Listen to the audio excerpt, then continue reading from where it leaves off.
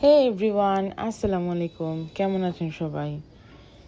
সকালে বাবুরে নিয়ে একটু ডাক্তারখানায় গেছিলাম। বাবু একটু অসুস্থ ছিল তাই।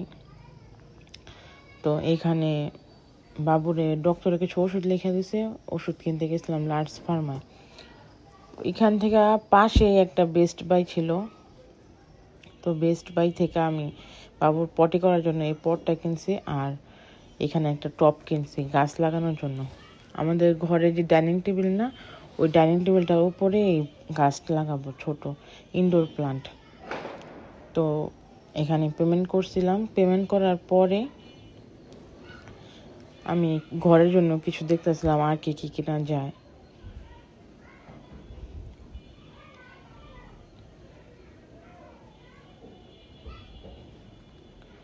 যাই হোক, বেস্ট বাইতে ঘরের অনেক কিছুই পাওয়া যায় অ্যাস্থেটিক। এখানে মশলার ছোট ছোট বয়াম। তো ওইখান থেকে আসার পরে সন্ধ্যাবেলা চিন্তা করলাম বাবুর 8 মাস কমপ্লিট হয়ে গেছে আলহামদুলিল্লাহ। তো ওটার একটা ফটোশ্যুট করে রাখা যায়। এখানে ঘরে টমেটো, অ্যাপেল যাই ছিল ওগুলা দিয়ে আর কি বাবুর ঘরোয়াভাবে একটা ফটোশ্যুট করছি।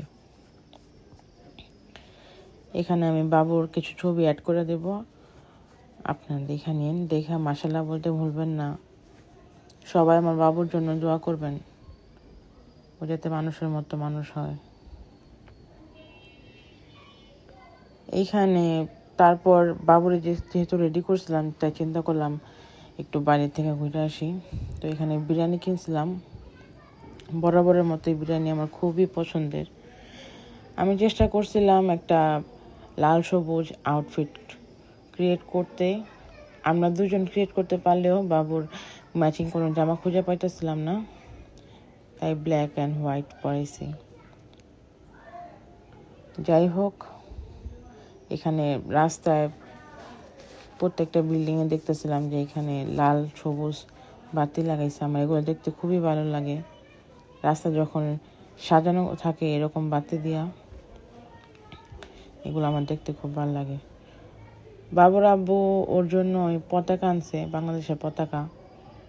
তো বাবুরে এটা দিয়ে কয়েকটা ছবি তুলছিলাম।